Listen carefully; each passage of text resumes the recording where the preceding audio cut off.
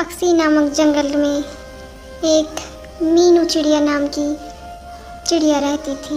उसका बेटे का नाम सफ़ेद कबूतर था। वह अकेली रहती थी क्योंकि कुछ दिन पहले उसके पति की मृत्यु हो जाती है।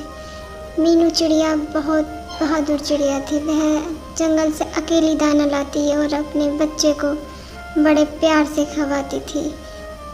मीनू चिड़िया अपने पति की मौत के बाद बहुत दुखी थी।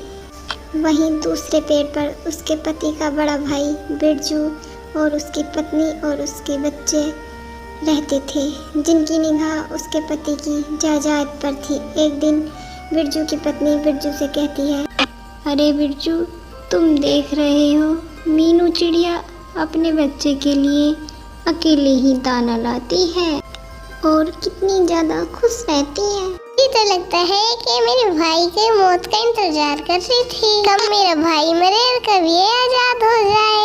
दोनों अकेले हैं, हमें इस बात का फायदा उठाना चाहिए। फायदा? किस बात का फायदा? तुम किस फायदे की बात कर रही हो? जो तुम ज्यादा भोले मत बनो, पता है मैं किस फायदे की बात कर रही हूँ। इस चीज का तुम बरसों से इंतजार कर रहे थे, तो तुम उसे आसानी से पा सकते हो।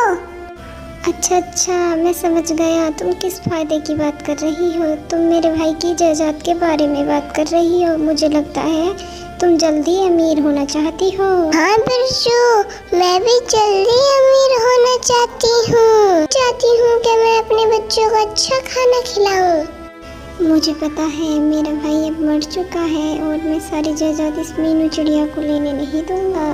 परंतु तुम क्या करोगे जो ये सारी जायदाद हमारी हो जाए? करना क्या है मेरी भोली पत्नी, मैं इस मीनू चिड़िया को भी वहीं पहुंचा दूंगा जहां मेरा भाई गया है, यानी के स्वर्ग। यानी तुम मीनू को मार डालोगे? हाँ, तुम ठीक समझी मेरी भोली पत्नी। ये उससे कोई फर्क नहीं पड़ता, किसी को भी मारो पर सारी जायदाद हमारे पास आनी चाहिए। फिर वो तोता मीनू चिड़िया के मारने के इरादे से उसके पास जाता है। जेठ जी, आइए, बताओ मैं आपकी क्या सेवा कर सकती हूँ?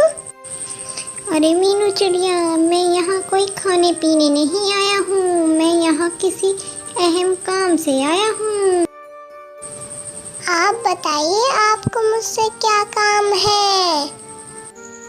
मैं तुम्हें ये काम ऐसे नहीं बता सकता, तुम मेरे साथ चलो, मैं तुम्हें वही बताऊंगा। इस काम के लिए तुम्हें मेरे साथ चलना होगा। भैया, परंतु ऐसी भी क्या चीज है जो आप मुझे दिखाना चाहते हो? तुम चलो तो तुम देखकर खुद समझ जाओगी तुम्हारे लिए वो चीज़ कितनी ज़रूरी है। और इतना कहकर चिड़े की बातों में आ जाती है और उसके साथ चलने को तैयार हो जाती है। अच्छा ठीक है भैया, चलते हैं। पहले मैं अपने बच्चे को प्रिया भाभी के पास छोड़ देती हूँ। और वह अपने बेटे को प्रिया तोती के पास छोड़ देती है और बिरजू कबूतर की बातों में आकर उसके साथ चली जाती है।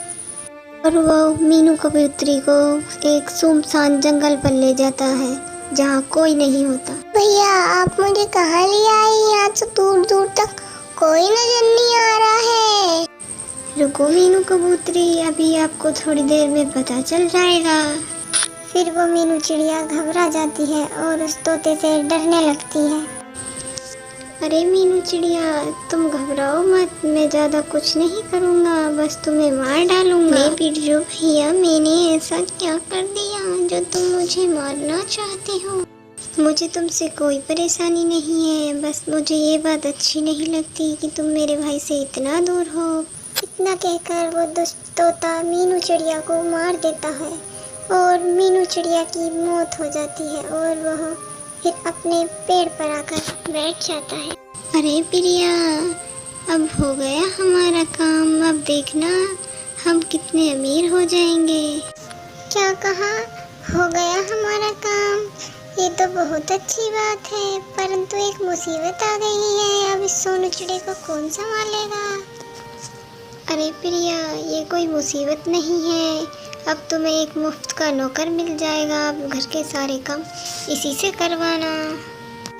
अब वह दुष्ट तोता अपने भाई की सारी जायदाद पर कब्जा कर लेता है और अमीर हो जाता है, और दूसरी तरफ वह प्रिया तोती उस सफ़ेद कबूतर से सारे काम करवाती है। अरे उनास पीटे, तुझे समझ में नहीं आ रहा, हम कब तक ऐसे ही भूखे बैठे रहेंगे? बाहर जा और हमारे लिए कुछ दाना लेकर आ। ठीक है, मैं जाता हूँ और आप लोगों के लिए दाना ढूंढ के लाता।